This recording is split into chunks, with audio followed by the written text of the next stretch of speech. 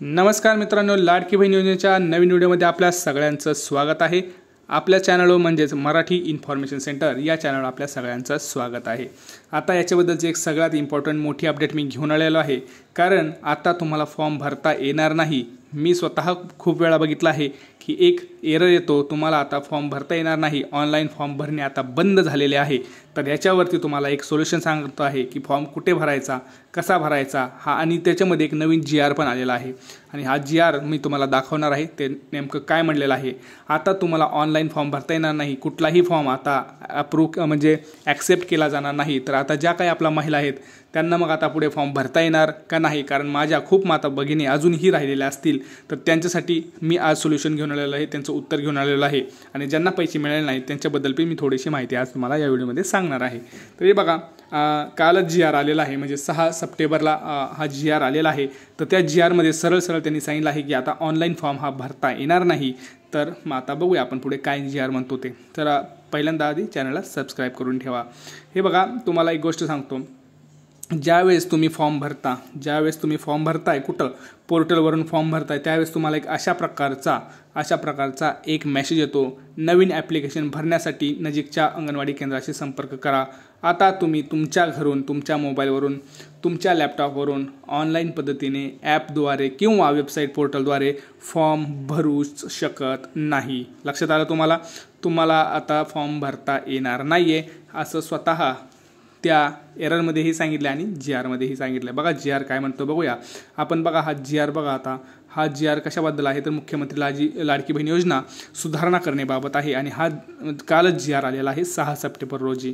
आता बघा त्याची प्रस्तावना थोडीशी आपण बघूया। प्रस्तावना काय आहे सगळ्यांना माहितीच आहे, तरी पण राज्यातील महिलांच्या आर्थिक स्वातंत्र्यासाठी आणि त्याचा आरोग्य व पोषण सुधारणा करण्यासाठी, कुटुंबातील त्यांची भूमिका मजबूत करण्यासाठी महाराष्ट्र सरकारने ही योजना राबवली आहे। आता लक्षात घ्या, पुढचं चेंज आणि महत्त्वाची माहिती असते, आपली पुराव्यासहित माहिती असते मित्रांनो, मराठी इन्फॉर्मेशन सेंटर चॅनलवरती त्याला सबस्क्राईब करून ठेवा।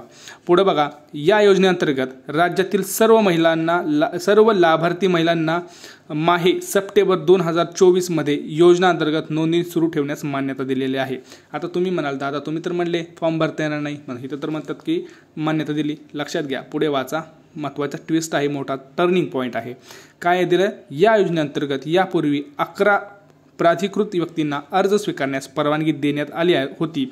म्हणजेच काय, ज्यावेळेस आपण फॉर्म भरत होतो बघा, त्यावेळेस तिथं तुम्ही फॉर्म कोण भरत आहात तर तिथं काय येत होतं, जनरल वुमन, अंगणवाडी का किंवा तुमचं काय असेल ते मदतनीस किंवा असं काही ऑप्शन येत होते, बरोबर आहे का। 11 ऑप्शन येत होते। त्यांनी सांगितलं की बाबा ज्यावेळेस आपण फॉर्म भरला त्यावेळेस तुम्हाला किती 11 प्रकारचे ऑप्शन येत होते। त्यावेळेस आपण काय करत होतो मित्रांनो, आपण तिथं जनरल वुमन असं सिलेक्ट करत होतो। जर आपण घरी फॉर्म भरत होतो तर आपण ते सिलेक्ट करत होतो। सगळ्यांना माहिती आहे, सगळ्यांनी फॉर्म भरलेला आहे। आता कोणी भरला असेल त्यांना आता मी दाखवू शकत नाही, कारण त्यांनी फॉर्म म्हणजे तिथं ऑप्शन्स आता हटवून टाकलेला आहे असं आपण म्हणू शकतो। आता लक्षात घ्या, ही जी काय 11 व्यक्ती होते ज्यांना परवानगी होती, आता त्यांची परवानगी रद्द करण्यात आलेली आहे। याच्या मागचं मी कारणही तुम्हाला सांगणार आहे, हे असं का झालेलं आहे। लक्षात घ्या, व्हिडिओ हा संपूर्ण बघत जा। आता पुढे बघा, या योजनेअंतर्गत प्राप्त होणाऱ्या अर्जांची संख्या मर्यादित होत असल्याने फक्त अंगणवाडी केंद्रात अंगणवाडी सेविकामार्फत अर्ज स्वीकारण्यास मान्यता दिली असं शासनाने सांगितलं आहे। त्यामुळं आता काय केलेलं आहे, खूप जणांना फॉर्म भरलेले आहेत, खूप जण हे अप्रूव्ह झालेले आहेत। काय केलेलं आहेत, खूप जणांचे फॉर्म अप्रूव्ह झालेले आहेत। तर आता राज्य सरकारमध्ये एवढे फॉर्म येत नाही आहेत। आता आपल्याला माहिती आहे, पहिल्यांदा 1,40,00,000, परत 60,000, परत 70,000, आता 40,000 परत सप्टेंबरमध्ये।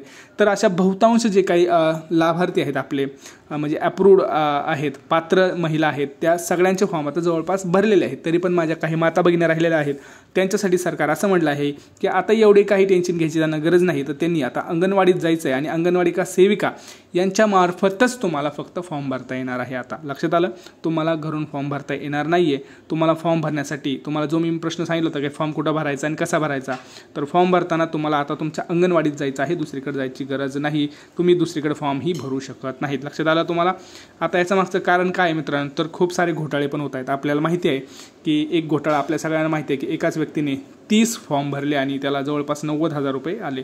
तर असे खूप सारे फ्रॉड होत आहेत। तर हे फ्रॉड रोखण्यासाठी कुठंतरी या अशा फ्रॉड्सला आळा घालण्यासाठी, अशा इलिगल कामांना आळा घालण्यासाठी सरकारने हा GR काढलेला आहे। त्यामुळे आता तुम्ही साधे माणसं फॉर्म भरू शकतच नाही, याच्यावरती सगळ्यांनी ठाम राहावं। आता याच्यामध्ये काही तुम्हाला प्रश्न असतील तर विचारा. आता पुढचं एक गोष्ट होतं की आम्हाला अजून पैसेच मिळाले नाही मित्रांनो, काय करायचं? तर कोणी टेन्शन घेऊ नका. सप्टेंबर महिन्यामध्ये तुम्हाला 3रा हप्ता हा भेटणार आहे, याच्याबद्दलची काही शंका नाही. सगळ्यांनी सप्टेंबर महिन्यामध्ये वाट बघा. ज्या महिलांनी सप्टेंबर महिन्यामध्ये म्हणजेच 1 सप्टेंबरच्या पुढे फॉर्म भरला आहे त्यांना फक्त 1,500 रुपये मिळतील, आणि ज्या महिलांनी 31 ऑगस्टला पण फॉर्म भरला असेल तरी त्यांना 4,500 रुपये मिळतील. आता याच्यामध्ये काही शंका असतील तर तुम्ही कमेंट सेक्शनमध्ये नक्की कळवा. भेटूया पुढच्या व्हिडिओमध्ये. तोपर्यंत जय महाराष्ट्र.